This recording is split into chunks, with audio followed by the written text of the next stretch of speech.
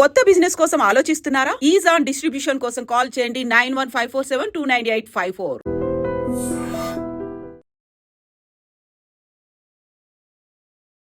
Welcome to iDream media. So జనరల్గా చలికాలంలో heart attack శాతం చాలా ఎక్కువ. ఇక తెల్లవారుజామున హార్ట్ అటాక్ వచ్చే సంఖ్య కూడా పెరుగుతూ ఉన్న పరిస్థితి మనం చూస్తూ ఉన్నాము. అయితే ఈ శీతాకాలంలో ఎటువంటి జాగ్రత్తలు తీసుకోవాలి, హార్ట్ అటాక్ వచ్చిన వెంటనే ఏం చేయాలి, సో పూర్తి వివరాలు తెలుసుకుందాం. మనతో పాటు ప్రముఖ ఇంటర్వెన్షనల్ కార్డియాలజిస్ట్ డాక్టర్ ముఖర్జీ గారు ఉన్నారు from pulse super speciality hospital. Doctor గారు నమస్తే అండి. నమస్తే. డాక్టర్ గారు, జనరల్గా హార్ట్ అటాక్ అంటే సీజన్తో సంబంధం లేకుండా హార్ట్ అటాక్ వస్తుంది, ఏజ్తో కూడా సంబంధం లేకుండా వస్తుంది అనేది మనం చాలాసార్లు విన్నాము, మాట్లాడాము కూడా. అయితే ఇప్పుడు శీతాకాలం, వింటర్ సీజన్, ఎక్కువగా కేసెస్ వస్తాయి, హార్ట్ అటాక్ రిస్క్ ఎక్కువగా ఉంటుంది అంటున్నారు. వాస్తవమేనా డాక్టర్ గారు? నిజంగానండి. మొత్తం ప్రపంచవ్యాప్తంగా అనేక పరిశోధనలు చేసి వాళ్ళు క్లియర్గా చెప్పింది ఏంటంటే ఒక 15 to 20% హార్ట్ అటాక్స్ ఎక్కువగా ఉంటాయి వింటర్లో సమ్మర్తో పోల్చుకుంటే. అది ఆస్ట్రేలియాలో చేసిన పరిశోధన కానీ, యూకేలో చేసిన పరిశోధన కానీ, అమెరికాలో చేసిన పరిశోధన కానీ క్లియర్గా మనకి చలి టైంలో మనకి హార్ట్ అటాక్లు ఎక్కువ వస్తున్నాయి అనేది తెలుస్తుంది. అందులో ఎటువంటి అంటే చలి ఎక్కువగా ఉండదు ప్రాంతం. అంటే మనకి డిసెంబర్, జనవరి అనుకోండి, ఈ టైంలో హార్ట్ అటాక్లు ఎక్కువగా వచ్చే అవకాశం ఉంటుంది. అది ఖచ్చితంగా ప్రూవెన్, సైంటిఫికల్లీ ప్రూవెన్, మనం అనుకోవడం కాదు. ఓకే, అంటే ఏం జరుగుతుంది చలి వల్ల? అంటే చలికాలంలో మెయిన్ ఏంటంటే రక్తనాళాలు కుంచుకుపోతాయి. అది మెయిన్ థింగ్ అనమాట. అంటే రక్తనాళాలు ఎప్పుడైతే కుంచుకుపోతాయి, స్పాజంలోకి పోవడం అంటారు అనమాట. రక్తనాళం అనేది ఒక పైప్ లాంటిది కాదు. రక్తనాళం అనేది ఒక మజిల్ ట్యూబ్. సో ఈ మజిల్ ట్యూబ్ ఏంటంటే చలికి ఎక్స్పోజ్ అయినప్పుడు అది సన్నగా అయిపోయే అవకాశం ఉంటుంది. సో ఆల్రెడీ మామూలుగా ఉన్న వాళ్ళకి కూడా రక్తనాళాలు కొంచెం సన్నగా అవుతాయి. అవి గుండె రక్తనాళాలు కూడా సన్నగా అవుతాయి. అలాగే గుండె రక్తనాళాల్లో ఆల్రెడీ ప్లాక్స్ ఉన్న వాళ్ళకి ఇలా సన్నగా అయినప్పుడు హార్ట్ అటాక్లు ఎక్కువ వచ్చే అవకాశం ఉంటుంది. సో అది ఒక్కటే మాత్రమే కాకుండా చలికాలంలో రిలేటివ్ డీహైడ్రేషన్లో ఉంటారు అందరూ. ఎందుకంటే కొద్దిగా వాటర్ ఎక్కువ తాగితే యూరిన్కి ఎక్కువ వెళ్ళాల్సి వస్తుందని కొంచెం తక్కువ తీసుకుంటుంటారు. సో దానివల్ల కొంత డీహైడ్రేషన్ ఉంటుంది. సో ఆ డీహైడ్రేషన్ వల్ల కూడా కొంత క్లాటింగ్ టెండెన్సీ ఎక్కువ ఉంటుంది. ఇక అది మాత్రమే కాకుండా జస్ట్ డీహైడ్రేషన్ వల్లే కాకుండా చలికాలంలో కొంత మేరకు క్లాటింగ్ ఫ్యాక్టర్స్ అధికంగా ఉండటం, క్లాట్ అయ్యే అవకాశం ఎక్కువగా ఉండటం, రక్తం కొంచెం చిక్కబడటం అనేది సహజంగా జరుగుతూ ఉంటుంది. ఇవన్నీ ఎఫెక్ట్తో పాటుగా చలికాలంలో ఇన్ఫెక్షన్స్ ఎక్కువగా వస్తుంటాయి. ఇన్ఫెక్షన్స్ రావడం వల్ల ఇన్ఫ్లమేషన్ అధికంగా ఉంటుంది. సో ఇన్ఫ్లమేషన్ అధికంగా ఉండటం వల్ల కూడా ఒక హార్ట్ పైన ఎఫెక్ట్ ఉంటుంది. అది మాత్రమే కాకుండా ఇంట్లో ఉన్నప్పుడేమో చక్కగా వేడిగా అన్నీ ఉంటాయి. ఒక్కసారిగా బయట కోల్డ్కి ఎక్స్పోజ్ అయినప్పుడు కూడా మనకి సడన్గా ఎక్కువ రక్తనాళాలు కుంచుకునే అవకాశం ఉంటుంది. ఒక టెంపరేచర్ నుంచి ఇంకో టెంపరేచర్కి సడన్గా మార్పు వచ్చినప్పుడు. ఇది మాత్రమే కాకుండా ఫైనల్గా ఏంటంటే చలికాలంలో మనం ఫుడ్ బాగా తినాలి అని అందరికీ ఉంటుంది. కొద్దిగా ఫ్రైడ్ ఫుడ్స్ తినటం కానివ్వండి, లేకపోతే కొంత హై క్యాలరీ ఫుడ్స్ తినటం కానివ్వండి, ఇవన్నీ చలికాలంలో పెరుగుతాయి. సో ఓవరాల్గా ఇవన్నీ ఫ్యాక్టర్స్ కలుపుకొని 15 to 20% సమ్మర్ కన్నా వింటర్లో ఎక్కువ హార్ట్ అటాక్లు వస్తాయి. అది కూడా తెల్లవారుజామునే హార్ట్ అటాక్ అని చెప్తారు డాక్టర్ గారు, అది వాస్తవమేనా? ఎక్కువగా తెల్లవారున అవడానికి కారణాలు ఇంకో కొద్దిగా వేరే ఉంటాయి. మనకి బాడీలో ఒక సర్కాడియన్ రిథమ్ అనేది ఒకటి ఉంటుంది. సర్కాడియన్ రిథమ్ అంటే మనకి సూర్యుడి బట్టి మన బాడీలో జరిగే మార్పులు అన్నమాట. అంటే మార్నింగ్, ఈవినింగ్ అన్నీ డిఫరెంట్గా ఉంటాయి బాడీలో. సో దాంట్లో భాగంగా హార్మోన్ లెవెల్స్ షిఫ్ట్ అవుతూ ఉంటాయి. సో పొద్దున రాత్రి నిద్రపోయేటప్పుడు ఈ కౌంటర్ రెగ్యులేటరీ హార్మోన్స్ అంటారు కొన్ని, కార్టిసాల్ అని, నారెడ్రిన్ అని, ఎడ్రిలిన్ అని, ఇట్లాంటివి లోపల హార్మోన్స్ ఉంటాయి. ఈ ఎపినెఫ్రిన్, నారెపినెఫ్రిన్, కార్టిసాల్ అనేవి మనం నిద్ర లేవగానే సడన్గా పెరుగుతాయి. సో అవి పెరగగానే మనకి సింపథటిక్ నర్వస్ సిస్టమ్ కూడా యాక్టివేట్ అవ్వటం వల్ల, ఈ రెండు కారణాలు హార్మోన్స్, సింపథటిక్ నర్వస్ సిస్టమ్ రెండు యాక్టివేట్ అవ్వటం వల్ల బ్లడ్ ప్రెషర్ సడన్గా పెరుగుతుంది. మీరు పడుకున్నప్పుడు బ్లడ్ ప్రెషర్ చాలా తక్కువ ఉంటుంది. యాక్చువల్లీ నిద్రపోయేటప్పుడు బ్లడ్ ప్రెషర్ నార్మల్గా 120/70 కన్నా తక్కువ ఉంటుంది అందరికీ, నార్మల్గా ఉండే వాళ్ళకి. సో అలాంటిది నిద్ర లేవగానే అది కొంచెం పెరగటం, ఆ బీపీతో పెరగడంతో పాటుగా గుండె రక్తనాళాలు కుంచుకుపోవటం, ఇలాంటి కారణాలు అన్నీ కలిపి సడన్గా ప్రాబ్లం వచ్చే అవకాశం తెల్లవారుజామున ఎక్కువ ఉంటుంది. సో అందుకని మనం నిద్ర లేవగానే ఆ డయూర్నల్ వేరియేషన్ వలన, మన హార్మోనల్ ఫ్లక్చువేషన్స్ వలన హార్ట్ అటాక్స్ వచ్చే అవకాశం ఉంటుంది. సో దాంతోపాటుగా మనం చలికాలంలో హార్ట్ అటాక్లు ఆల్రెడీ ఎక్కువ ఉంటాయి కాబట్టి చలికాలంలో ఎర్లీ మార్నింగ్ మనకి హార్ట్ అటాక్లు వచ్చే అవకాశం ఇంకా పెరుగుతూ ఉంటుంది. అంటే పడుకున్న వాళ్ళు పడుకున్నట్లే నిద్ర లేకుండానే చనిపోయారు అనేది మనం వింటూ ఉంటాం డాక్టర్ గారు. సో అంటే పడుకునే ముందు జాగ్రత్తలు ఏమైనా తీసుకోవాలా నిద్రపోయే ముందు? అంటే నిద్రపోయే ముందని కాకుండా మనం నిద్రపోవడానికి అట్లా సంబంధం లేకుండా మనం రెగ్యులర్గా తీసుకోవాల్సిన జాగ్రత్తలే మనం అప్పుడు పాటించాలి. అంటే నిద్రపోయే ముందు ఒక గ్లాస్ వాటర్ తాగితే, లేకపోతే తమలపాకులో కొద్దిగా అది ఇది కలుపుకొని తినేస్తే మనకి తెల్లారుజామున ఏమీ కాకుండా ఉంటుంది అనేది వాస్తవం కాదు. మనం గుండెకి సంబంధించినంత వరకు ఒక రోజు లేకపోతే ఒక గంటలో తీసుకునే జాగ్రత్తలతో మనం దాన్ని ప్రివెంట్ చేయలేము. మనం జీవితాంతం తీసుకోవాల్సిన జాగ్రత్తలను ప్రివెంట్ చేస్తాం. అంటే రోజంతా పడుకోనుండి మనం ఎక్సర్సైజ్ చేయకుండా రాత్రిపూట పడుకునేటప్పుడు ఒక గ్లాస్ తేనె కానీ నిమ్మకాయ నీళ్ళు కానీ తాగితే రాకుండా ఉంటుందని కాదు. మనం రెగ్యులర్గా మనం ఎక్సర్సైజ్ చేయాలి, మన ఆహారపు అలవాట్లు మార్చుకోవాలి, మానసిక ఒత్తిడి తగ్గించుకోవాలి, బరువుని నియంత్రణలో ఉంచుకోవాలి. వీటి అన్నిటితో పాటుగా మనం రెగ్యులర్గా టెస్ట్ చేసుకుని బీపీ కానీ, షుగర్ కానీ, కొలెస్ట్రాల్ కానీ ఇవన్నీ కంట్రోల్ పెట్టుకోవాలి. హార్ట్కి ఏదన్నా ప్రాబ్లం ఉందా లేదా అనేది ముందే ఎకో టీఎంటీ లాంటి పరీక్షలు చేసుకోవాలి.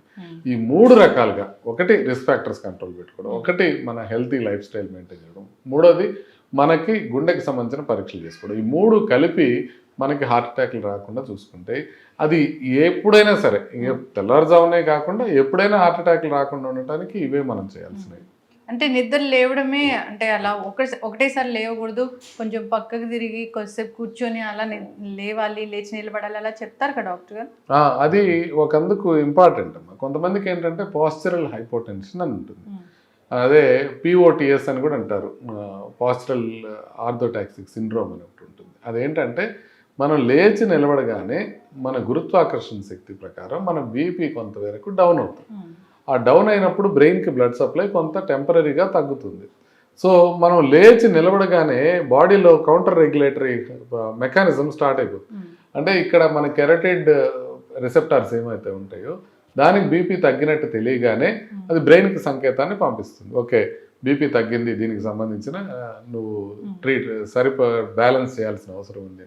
అక్కడి నుంచి హార్ట్కి, మజిల్స్కి అన్నిటికీ సంకేతాలు వెళ్తాయి, ఇమీడియట్గా బీపీ పెంచుతాయి. సో ఇమీడియట్గా బీపీ పెరిగితే బ్రెయిన్కి బ్లడ్ సప్లై మళ్ళీ నార్మల్గా అందుతుంది. అయితే ఈ ప్రాసెస్ కొన్ని సెకండ్స్లోనే జరిగిపోతుంది, కానీ కొంతమందికి మాత్రం అది డిలే అవుతుంది. దీన్ని బ్యారో రిసెప్టార్ రిఫ్లెక్స్ అంటారు. ఈ బ్యారో రిసెప్టార్ రిఫ్లెక్స్ కనుక డిలే అయ్యే వాళ్ళకి ఏమవుతుందంటే ఒక 2 నుంచి 3 నిమిషాలు టైం పడుతుంది ఇది రీసెట్ కావడానికి, బీపీ పెరగడానికి. అంటే పడుకున్నప్పుడు బీపీ ఎక్కువ ఉందనుకోండి బ్రెయిన్లో బ్లీడింగ్ అయ్యే అవకాశం ఉంటుంది. నిలబడినప్పుడు బీపీ తక్కువ ఉందనుకోండి బ్రెయిన్కి తగినంత బ్లడ్ వెళ్ళదు. సో అందుకని ఈ ఆటో రెగ్యులేషన్ తనంతటనే రెగ్యులేట్ చేసుకుంటుంది. అది దాంట్లో డిలే అయిన వాళ్ళకి ఏం చెప్తామంటే ఇమ్మీడియట్గా లేవకూడదు అని. మంచం మీద నుంచి ఒక్క ఉదుటిని లేచి రాత్రిపూట అర్జెంటుగా బాత్రూమ్కి వెళ్ళాలని పరిగెత్తుకుంటే బాత్రూమ్కి వెళ్ళిపోయి యూరిన్ పాస్ చేయగానే పడిపోయిన వాళ్ళు కోకొల్లలు ఉంటారు. సో అందుకని ఏంటంటే అందరికీ ఇదే చెప్తాం, బట్ ఇలా పాస్చరల్గా హైపోటెన్షన్ ఉన్న వాళ్ళు మాత్రం ఇమీడియట్గా ఒక్కసారి లేవకుండా ముందు ఒక 2 మినిట్స్ కూర్చొని ఆ తర్వాత బెడ్ పట్టుకొని కొద్దిసేపు నిలబడి ఆ తర్వాతనే మనం బాత్రూమ్కి వెళ్ళమని చెప్తాం. సో ఇది కేవలం ఇలా బారో రిసెప్టార్ అంటే వాళ్ళు ఎట్లా తెలియాలి అంటే లేచి నిలబడగానే కొంచెం కళ్ళు తిరుగుతున్నాయి అనుకోండి వాళ్ళు ఆ జాగ్రత్తలు తీసుకోవాలి. అసెంబ్లీలో ఎప్పుడన్నా పడిపోయారనుకోండి వాళ్ళు కూడా ఆ జాగ్రత్తలు తీసుకోవాలి. వీళ్ళు మాత్రమే కాకుండా సర్జరీ అయ్యి లేకపోతే బెడ్లో ఎక్కువ రోజులు ఉండి అప్పుడే లెగుస్తున్నారు వాళ్ళు కూడా ఆ జాగ్రత్తలో ఉండాలి. సో వీళ్ళందరూ కొంత జాగ్రత్త తీసుకుంటే ఎల్డర్లీ పీపుల్ కూడా కొంచెం జాగ్రత్తగా ఉండాలి. సో అలా పడిపోకుండా ఉండటానికి ప్రాధాన్యత ఇవ్వాలి. డాక్టర్ గారు అంటే జనరల్గా కూడా హెల్దీ ఇండివిజువల్ కూడా ఒక్కొక్కసారి లేచినప్పుడు అట్లా కళ్ళు తిరుగుతాయి. ఎందుకంటే నేను చెప్పాను మీకు లేచి నిలబడగానే మీకు బీపీ ఇంక్రీజ్ కాదు, టైం పడుతుంది, ఫ్యూ సెకండ్స్ ఉంది. మామూలుగా హెల్తీగా ఉన్న వాళ్ళకి కూడా కొంచెం లేవగానే కొంచెం అట్లా అనిపించినా ఒక్క సెకండ్లో మళ్ళీ అడ్జస్ట్ అయిపోతుంది.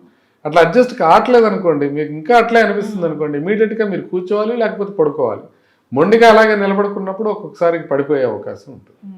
ఇంకొకటి ఏంటంటే మనం ఈ వింటర్ సీజన్లోనే అంటే కొన్ని ఇయర్స్ బ్యాక్ కొంతమంది సెలబ్రిటీస్ కావచ్చు, తెలిసిన వాళ్ళు కావచ్చు, ఈ వాష్రూమ్కి వెళ్ళినప్పుడు తెల్లవారుజామున ఆ వాష్రూమ్లో చనిపోవడం అనేది హార్ట్ అటాక్తో అనేది చూసాము.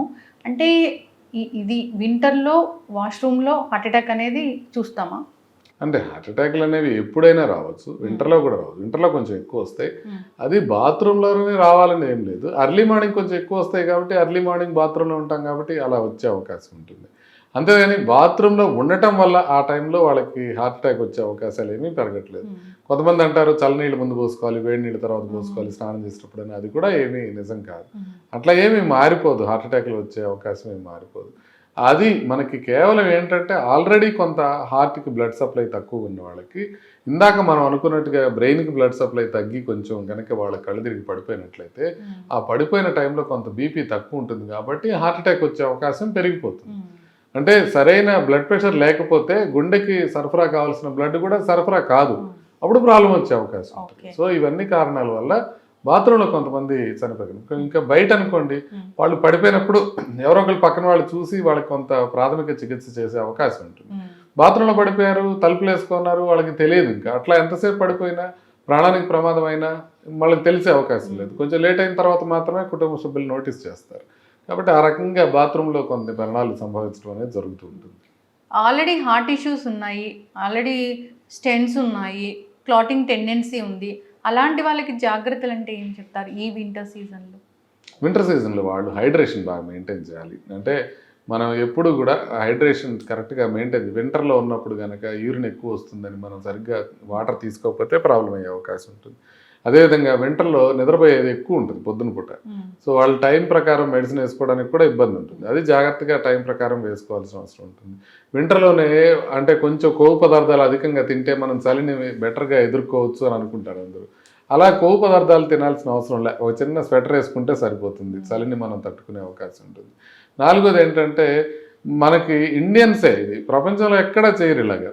ఇప్పుడు బాగా కోల్డ్ ప్రదేశాలకు వెళ్ళామనుకోండి, స్విట్జర్లాండ్ వెళ్ళామనుకోండి, అక్కడ అందరూ స్వెటర్లు అందరూ వేసుకొని కనబడతారు. ఒక్క ఆయన మాత్రం స్వెటర్ వేసుకోడు, ఒక లూజ్ గోవాలో వేసుకునే టీషర్ట్ లాంటిది వేసుకొని తిరుగుతూ ఉంటాడు. ఆయన ఎవరో చూస్తే ఇండియనే ఉంటాడు. అంటే మనం చలిని తట్టుకోగలం అనేది చూపించుకోవడం కోసం చలిగా తిరుగుతూ ఉంటారు మన వాళ్ళు. అట్లా అవసరం లే, ఎందుకంటే మనం చలికి ప్రాపర్గా డ్రెస్ వేసుకుంటే ఆ రక్తనాళాలు కొంచెం అవకాశం తక్కువ ఉంటుంది, హార్ట్ అటాక్లు వచ్చే అవకాశం తక్కువ ఉంటుంది. కాబట్టి ఎర్లీ మార్నింగ్ వెళ్ళినా కూడా ప్రాపర్గా డ్రెస్ వేసుకొని చలి లేకుండా మంకీ క్యాప్ కూడా పెట్టుకొని ప్రశాంతంగా వెళితే మనకి చలి వల్ల వచ్చే ప్రాబ్లమ్స్ తగ్గుతాయి. కాబట్టి ఈ జాగ్రత్తలు తీసుకుంటే కనుక ప్రాబ్లం లేకుండా ఉంటుంది. అంటే చెవుల్లోకి వెళ్తే కూడా బీపీ పెరుగుతుందా డాక్టర్ గారు? లేదండి, చెవులకి చల్లగాలి తగిలితే చాలా డిస్కంఫర్ట్ ఉంటుంది, అందుకని చెవులకు పెట్టుకుంటారు. అంతేగాని చెవుల లోపలికి వెళ్తే బ్రెయిన్లోకి గాలి వెళ్ళిపోదు, అట్లే ఉండదు. డాక్టర్ గారు ఫైనల్గా హార్ట్ అటాక్ వచ్చినట్లు అనిపించింది, లేకపోతే అదే హార్ట్ అటాకే అంటే వెంటనే జాగ్రత్తలు ఏం తీసుకోవాలి? హార్ట్ అటాక్ వచ్చినట్లు అనిపిస్తే ఇమ్మీడియట్గా హాస్పిటల్కి వెళ్ళడానికి ట్రై చేయడం ఒక్కటే మనం చేయాల్సింది. ఆ టైంలో ఏదో ట్యాబ్లెట్స్ ఎవరో వాట్సాప్ చెప్పారని ఎత్తుక్కోవడం కానీ, పక్కింటి వాళ్ళని అడగడం కానీ ఇవేమీ చేయకూడదు. ముందు హాస్పిటల్కి చేరుకోవడం ఎలా, ఎందుకంటే హార్ట్ అటాక్ వచ్చిన మొదటి నిమిషాల్లో గుండె ఆగిపోయే కార్డియాక్ అరెస్ట్ అనే అవకాశం చాలా ఎక్కువ ఉంటుంది. అందుకని హార్ట్ అటాక్ వచ్చినప్పుడు ముందు హాస్పిటల్కి వెళ్ళిపోయి అక్కడికి వెళ్ళిపోయిన తర్వాత మీరు ట్యాబ్లెట్స్ గురించి ఆలోచించండి, లేకపోతే డాక్టర్ కోసం ఏదైనా మాట్లాడండి, ఇంకేదైనా చేయండి. ముందు హాస్పిటల్కి వెళ్ళిపోండి. రెండోది కార్డియాక్ అరెస్ట్ అనేది వేరు. కార్డియాక్ అరెస్ట్ వచ్చిందంటే ఇమ్మీడియట్గా సిపిఆర్ స్టార్ట్ చేస్తూ అప్పుడు హాస్పిటల్కి తీసుకెళ్ళడానికి కానీ అంబులెన్స్ని పిలిపించుకోవడానికి కానీ ప్రయత్నం చేయండి. హార్ట్ అటాక్ అంటే బాగా నొప్పిగా ఉంటే తీవ్రంగా ఉన్నప్పుడు మాత్రం ఇమ్మీడియట్గా హాస్పిటల్ ఎంత దగ్గరలో కార్డియాక్ హాస్పిటల్ ఉంటే అంత తొందరగా వెళ్ళిపోండి. మళ్ళీ మాకు తెలిసిన డాక్టరే కావాలి అని లేట్ చేయకూడదు. నేను మా పేషెంట్లకు కూడా చెప్తుంటాను. ఇప్పుడు దూరం నుంచి ఫోన్ చేస్తుంటారు, సార్ హార్ట్ అటాక్ వచ్చింది, మొన్న నేను ప్రొద్దుటూరు నుంచి మాకు తెలిసిన బాగా వాళ్ళ మదర్కి హార్ట్ అటాక్ వస్తే ఇక్కడ వాళ్ళు ఇమీడియట్గా ట్రీట్మెంట్ చేస్తామంటే వద్దు నేను ముఖర్జీ గారి దగ్గరికి వెళ్తాను అంటే నేను సేమరా వద్దండి, లేదు సార్ ఇక్కడ ఎట్లా అవుతుందో తెలియదు మేము ఇక్కడ దగ్గర వచ్చేస్తామన్నా కూడా లేదు, ముందు అక్కడ ట్రీట్మెంట్ తీసుకోవాల్సిందే, అక్కడే స్టెంట్ వేయించుకోవాలి. హార్ట్ అటాక్ వచ్చిన స్టేజ్లో ఏ హాస్పిటల్లో ఉంటే ఆ హాస్పిటల్లో అంటే రీజనబుల్గా కార్డియాక్ హాస్పిటల్ అయితే ముందు అక్కడ స్టెంట్ చేయించుకొని తర్వాత ఎక్కడికైనా వెళ్ళొచ్చు. అంతేగాని ఒక చోట నుంచి ఒకటికి షిఫ్ట్ చేయమని ఏ కార్డియాలజిస్ట్ కూడా చెప్పరు. హార్ట్ అటాక్ వచ్చిన టైంలో కొంత నొప్పి వచ్చింది, కొంత ఈసీజీలో మార్పులు ఉన్నాయి, నొప్పి తగ్గిపోయింది, స్టేబుల్గా ఉన్నారు, అప్పుడు కొంతమంది షిఫ్ట్ చేయమని అనొచ్చు. బట్ మెజారిటీ ఆఫ్ ది కార్డియాలజిస్టులు హార్ట్ అటాక్ ఉన్న స్టేజ్లో మా దగ్గర తీసుకురండి మేమే ట్రీట్ చేస్తామని ఎవరు అన్నారు. చక్కటి ఇన్ఫర్మేషన్ డాక్టర్ గారు. ఇది వింటర్ సీజన్ అంటే కొంచెం రిస్క్ ఎక్కువే ఉంటుంది, హార్ట్ అటాక్లు వచ్చే రిస్క్ ఎక్కువే ఉంటుంది, జాగ్రత్తలు తీసుకోవాలని కోరుకుందాం. మీరు అన్నట్లు hydration important, physical activity important, మనల్ని మనం కొంచెం వామ్గా ఉంచుకోవడం కూడా చాలా చాలా ఇంపార్టెంట్. సో అందరూ డాక్టర్ ఏం ట్యాబ్లెట్స్ ప్రిస్క్రైబ్ చేశారో అవన్నీ ఫాలో అవుతూ హెల్తీగా హ్యాపీగా ఉండాలని కోరుకుందాం. ఏమైనా లక్షణాలు కనిపిస్తే వెంటనే డాక్టర్ని సంప్రదించాలి. చాలా చక్కటి ఇన్ఫర్మేషన్ డాక్టర్ గారు, ఫాలో అవ్వాలని కోరుకుందాం. ధన్యవాదాలు. నమస్తే.